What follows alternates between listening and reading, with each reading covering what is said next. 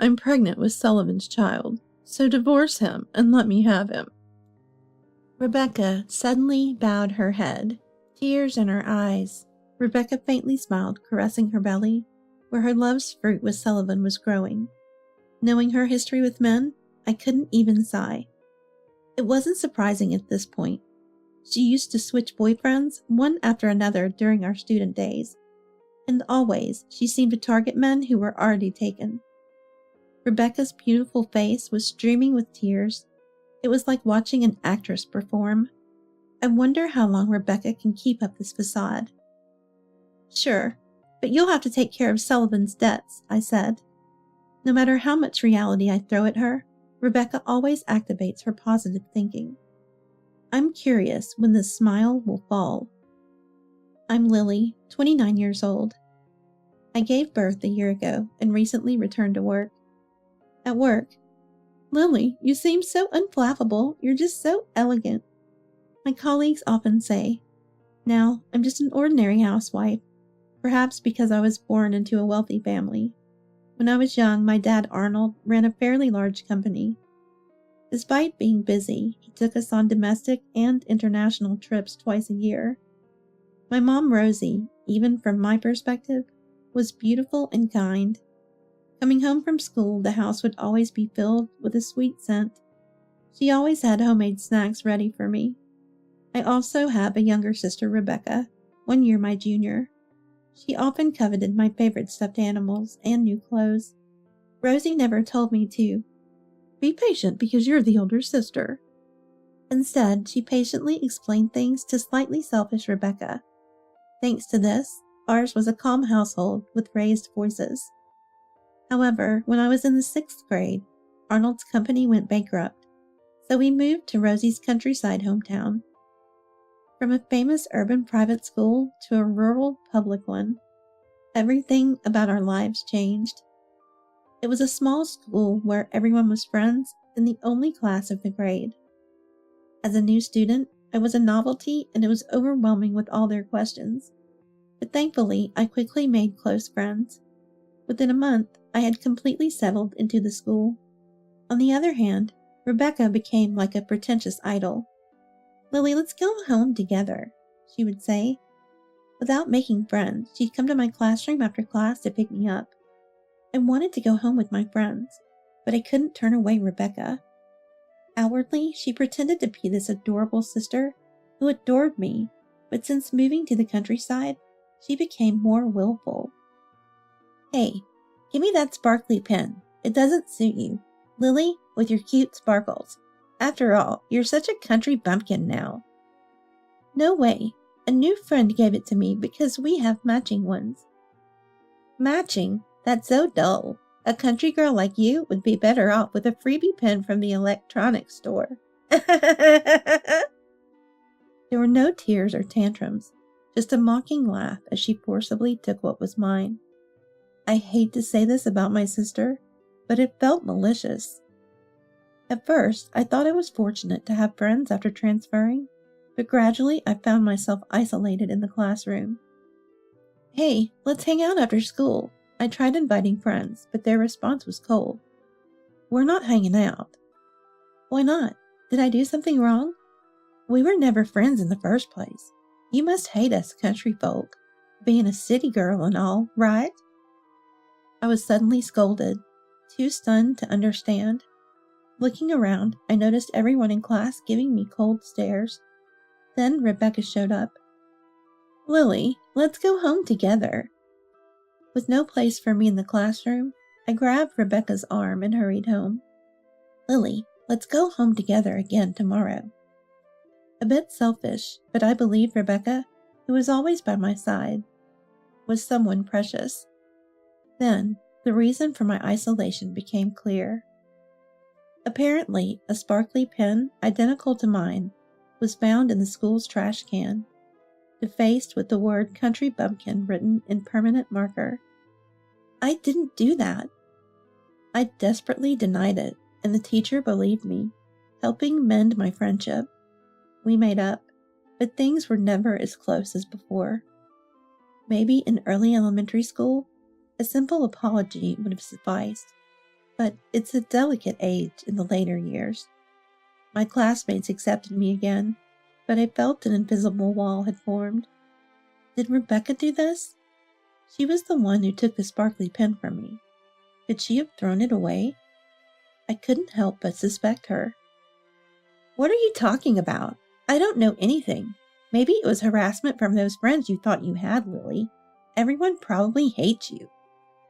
No matter how much I pressed her, Rebecca just laughed and denied everything. More rumors spread about me bad-mouthing friends, and again, Rebecca was suspicious. Yet she acted innocent, clinging to me, saying, "I love you, Lily." It was frightening. Rosie, who I relied on, had started working and didn't know about this. I didn't want to worry her with unnecessary concerns, as she seemed busy. So on the surface, we were seen as a pair of charming, close sisters. Rebecca, who hadn't made specific friends for a while, began to attract boys in junior high. Her demure and mysterious nature drew them in. But there was a problem. She'd date boys who already had girlfriends. "Oh, were you dating him? I'm sorry, but it's not like I seduced him. I just happened to be loved by him." Moreover, she made provocative comments to the girls who were dumped. As a result, all the girls were enemies. But she was liked by the boys. I sometimes wish I could pretend to be a stranger, but in our one class per grade country school, everyone knows we're supposed to be close sisters. "Lily, let's go home together." For some reason, instead of going home with her boyfriend or his friends, she always chose to walk with me. Rebecca clung to my arm, acting like a cute kitten. Just as I started making friends, I couldn't bear being thought of as part of Rebecca's boy-crazy group. In fact, there were quite a few girls who saw me as an enemy. I never had a boyfriend, but felt uncomfortable because of Rebecca's influence. And I was wrong to think that boys didn't like me. Behind my back, "Lily is so harsh to me." Rebecca played the tragic heroine. Her overdone victim act seemed transparent to other girls, but somehow fragile to the boys. Wanting to distance myself from Rebecca, I went to college out of state, and then found a job there. I wanted to see my parents, but only to return home for Christmas or family gatherings, to avoid Rebecca. I didn't have any problems with socializing once I was away from her. After dating my first boyfriend for 2 years, we decided to marry.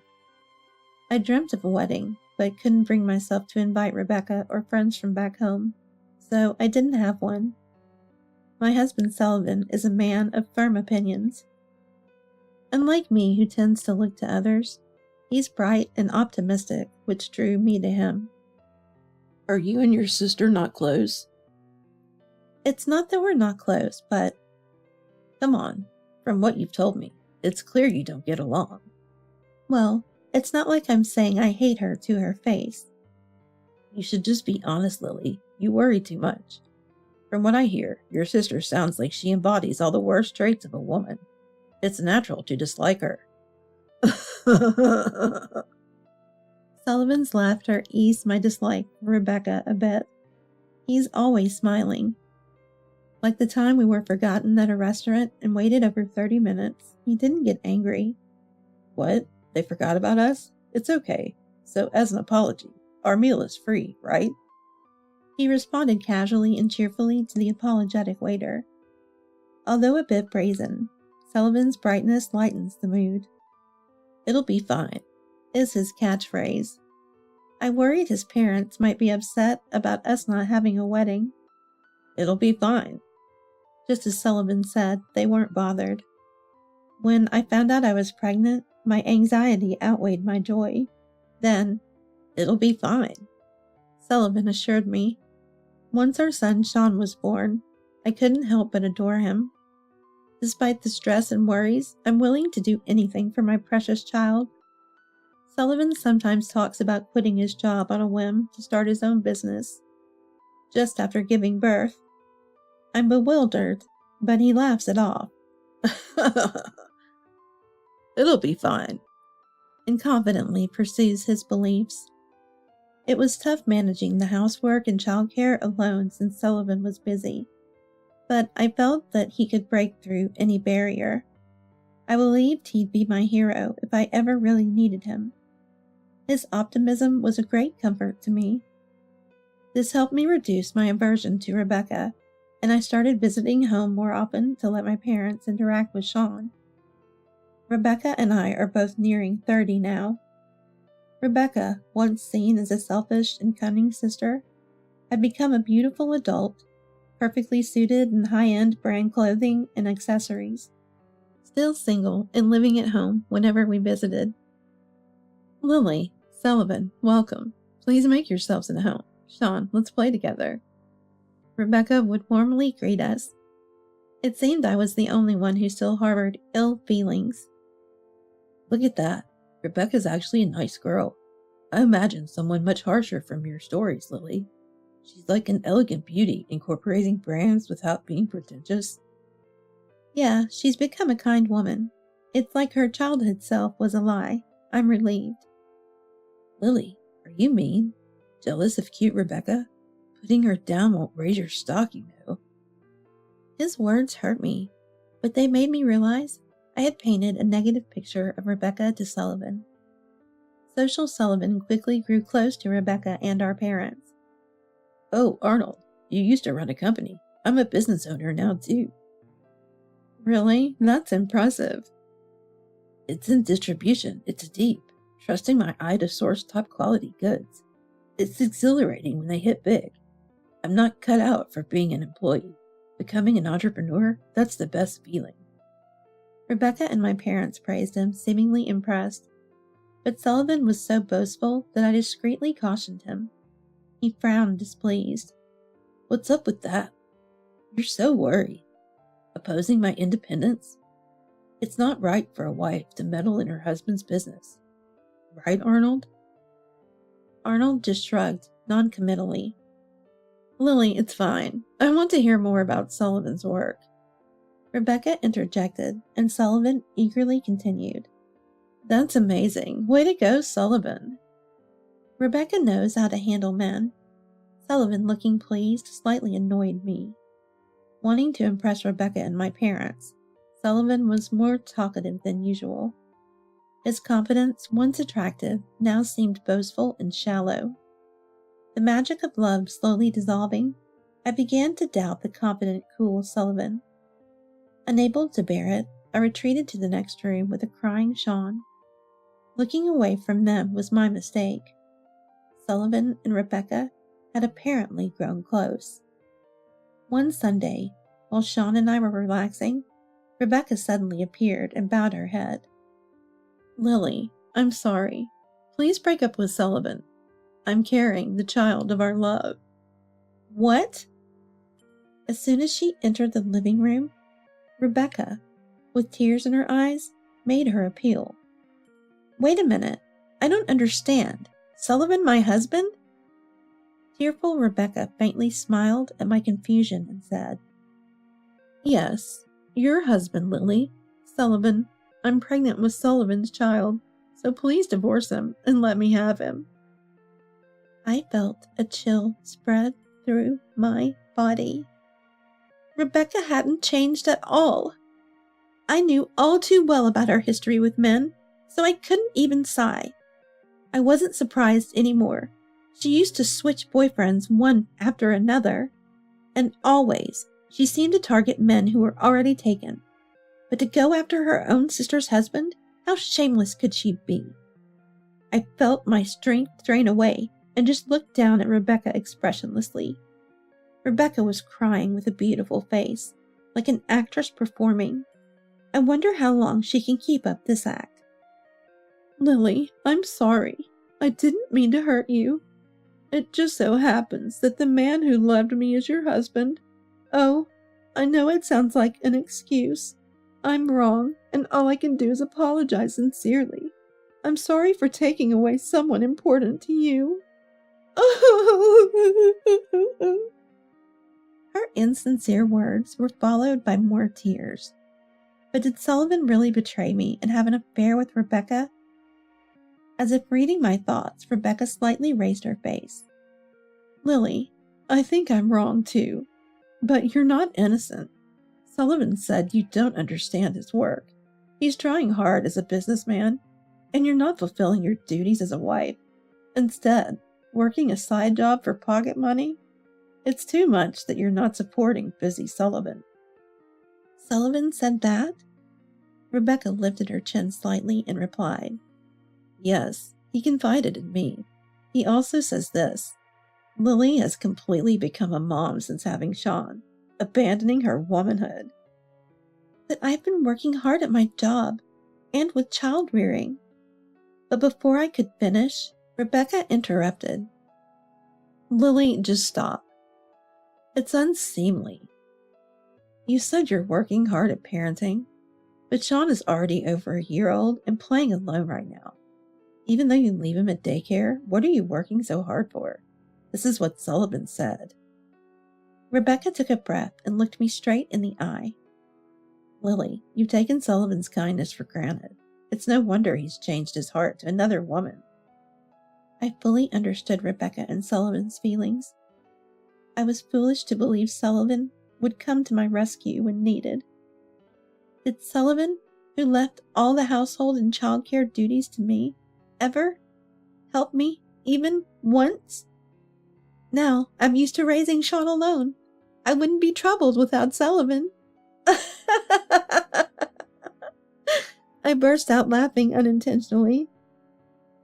So I appeared to just be pretending to parent. That's right, Lily. You've neglected Sullivan too much by using your role as a mom. I would prioritize Sullivan the most. Of course, I love the child in my womb too. But how can a wife who doesn't love her husband love her family? Rebecca solemnly bowed her head. Lily, please, set Sullivan free. Let me have him.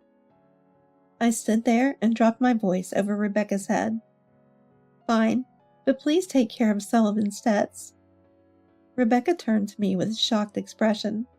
It seemed like she didn't know after all. Sullivan has debts. They've ballooned to $60,000 in just a year. Rebecca, with wide eyes, like a small animal, tilted her head.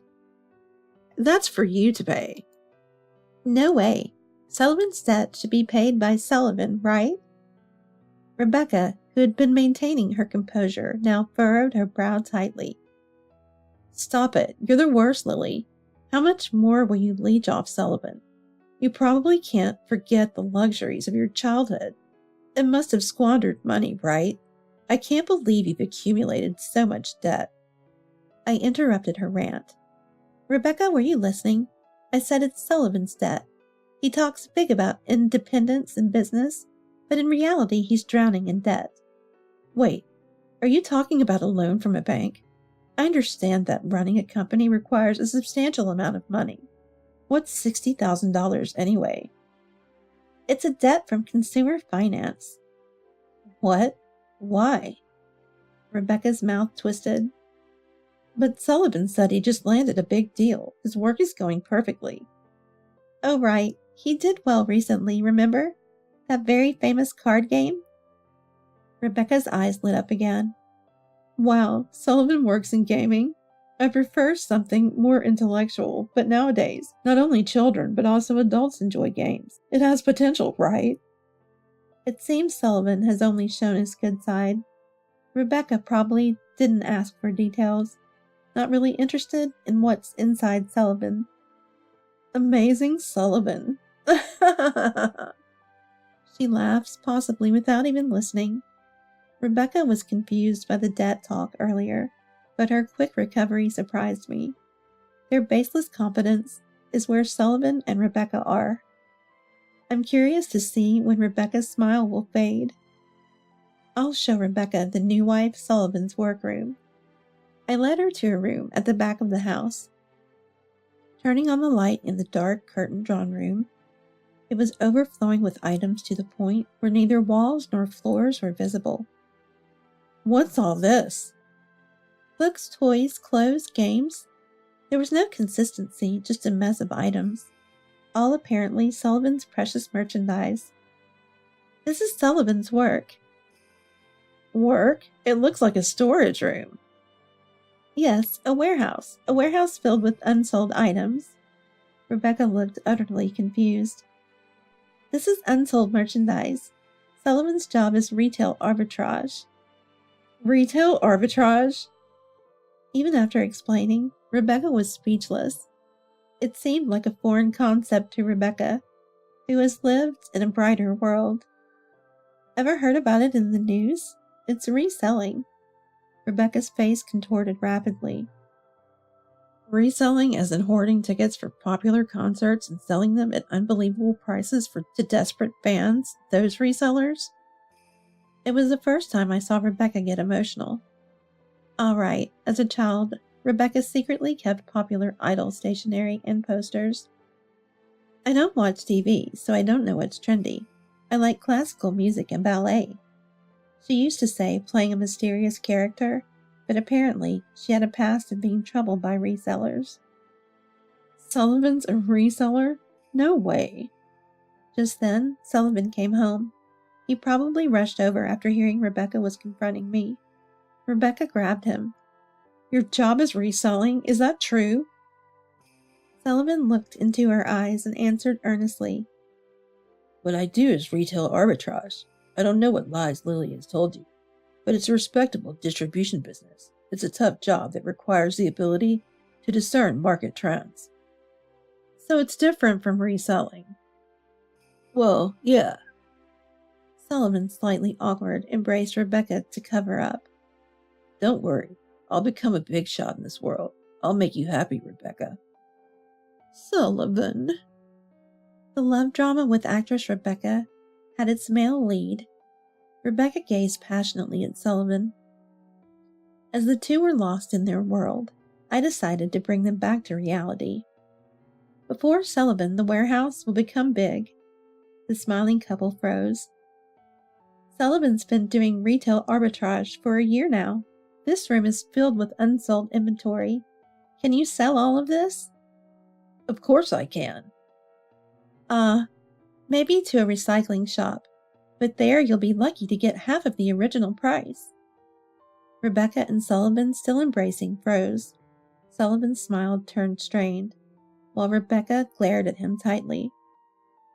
You talk big about being a business owner, while your retail arbitrage isn't even successful. It was embarrassing just listening to you. You're not employed, right? So, you call yourself a business owner? That's laughable. I couldn't hold back and laughed out loud. It'd be fine if you had a decent income, but Sullivan, what about you? You just buy things that might sell, ending up with more leftovers. Just buying things that won't sell or be used? That's just wasteful. Rebecca stepped back, releasing her embrace. Rebecca, it's different. I've had constraints because of Lily's disapproval, which hindered my work. With you, it'll work out. Definitely, definitely. Sullivan pleaded with conviction. There's a baby in your belly, right? I'll work harder than ever. Let's get married. Rebecca, moved by Sullivan's passion, nodded, hand on her belly. They embraced again. Sullivan smiled. What a farce. Two overly optimistic people together. This will be interesting to watch. Let's get divorced. All right, I understand. Good. Wish you happiness. Sullivan and I divorced immediately, and he remarried Rebecca. Sean and I moved back to my parents' house, while Rebecca moved into Sullivan's apartment. By that time, Rebecca's pregnancy was becoming noticeable. Our family is growing with another grandchild. Mom will be so happy, she exclaimed excitedly. However, my parents ignored all communications from Rebecca and never met her. Mom and Dad are surprisingly stubborn, Rebecca remarked. She seemed to think that they would change their attitudes once the baby was born, and didn't seem too concerned. Meanwhile, Sullivan's marriage wasn't what he had expected. Doesn't Rebecca have any money? Just 3 days after getting married, he actually came to confirm with me. Apparently, he had perceived Rebecca as a wealthy lady. Rebecca's behavior hadn't changed since our family was affluent during our childhood. She couldn't accept the reality of our family's financial downfall. That's why she distanced herself from school friends and always acted pretentiously, even though our family was just an ordinary, rather poor household. But Rebecca always wears branded stuff, Sullivan protested. Yes, but most of those are probably fake. Rebecca works as a temp worker. She doesn't have that kind of money. Fake? I can't believe it. I thought I was marrying a rich, kind, beautiful woman instead of Rebecca. You didn't appreciate my efforts? I've been deceived. Sullivan, who had been posing as a successful businessman, despite not making any profit, was just as deceitful. Rebecca probably wanted to marry for money as well. She would soon realize Sullivan's true nature and regret it. I thought I could be supported by Rebecca. Maybe you should stop retail arbitrage and get a real job. You couldn't even tell Rebecca's branded items were fake. Shut up. They looked real to me. Only real. Sullivan held his hand in despair, but suddenly seemed to have an idea. I had a feeling I knew what he was thinking. He nodded to himself with a scheming look. Maybe I'll try branded goods next time, he mused. I almost warned him, but swallowed my words. It's not my concern anymore. Half a year later, Sullivan and Rebecca rushed to our family home. Arnold tried to turn them away, but they were crying and making a scene. To avoid causing a neighborhood disturbance, we reluctantly let them in. We need money. They were difficult to understand through their tears, but it seemed they were in financial trouble. They had been selling fake branded items as genuine, and now buyers were demanding refunds. They had spent lavishly, thinking the fakes would sell well. Now they were being pressed for refunds and had no money left. We don't have any money to lend you, Arnold said calmly. Dad, how can you not help your own daughter in trouble? They're threatening to sue us if we don't refund them immediately. Even as Rebecca pleaded, Arnold just shook his head sadly. Why not just make another loan? You've been doing it for purchases all along, so it shouldn't be a problem now, right? I suggested. Sullivan scratched his head. I can't borrow anymore. Incredibly, he hadn't used any of his earnings to pay off his debts. He had even taken loans to buy fake branded goods, but only paid the interest. The debt that was $60,000 at the time of our divorce had ballooned to who knows how much. Wow, glad I divorced, I exclaimed unintentionally. Rebecca then turned on me. What do you mean by that? Why did you push such a debt-ridden man onto me? I'm getting divorced too. I don't need this kind of man. What, Rebecca? You were enthusiastic about selling fake brands. It's your specialty. You did most of the purchasing and selling, Sullivan retorted. Shut up. Sullivan has no sense for retail arbitrage.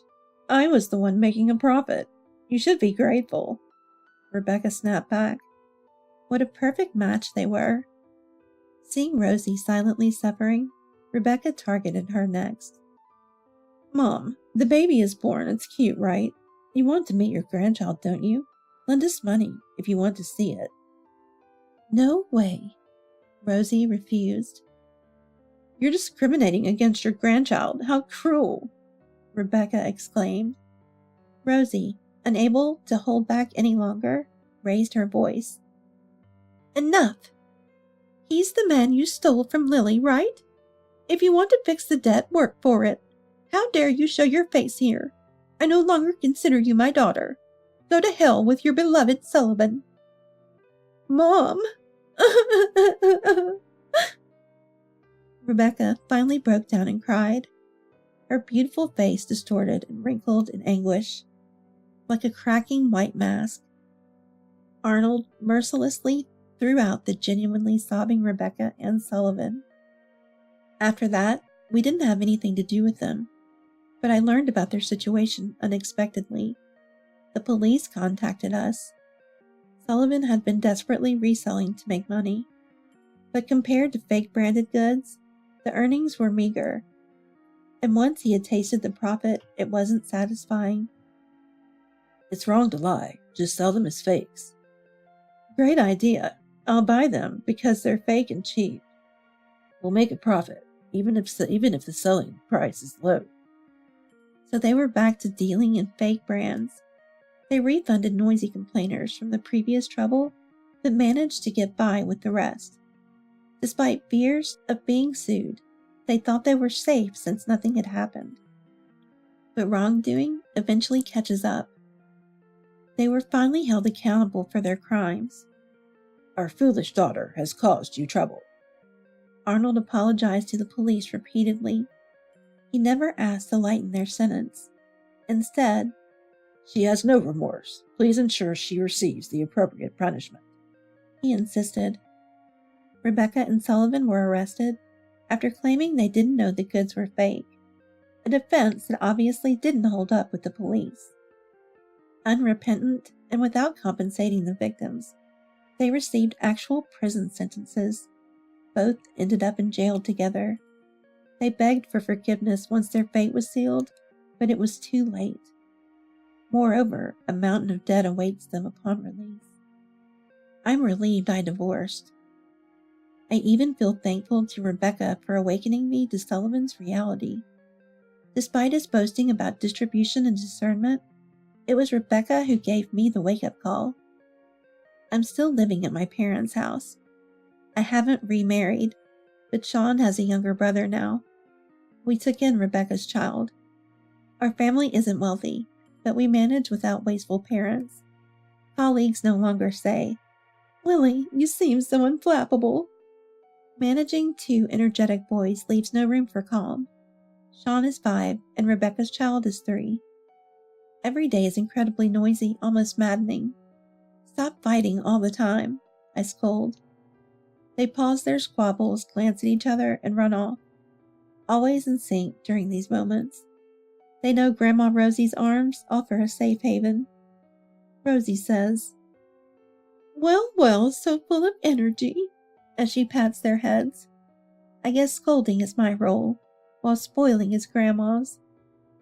I've decided to raise both boys equally without discrimination. They don't need to be wealthy or outstanding, just kind-hearted adults. As for me, my throat is hoarse from scolding so much.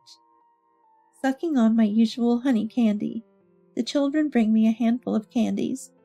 "Thank you, you're so kind," I say. They smile sheepishly, rowdy and noisy, but still my adorable kids.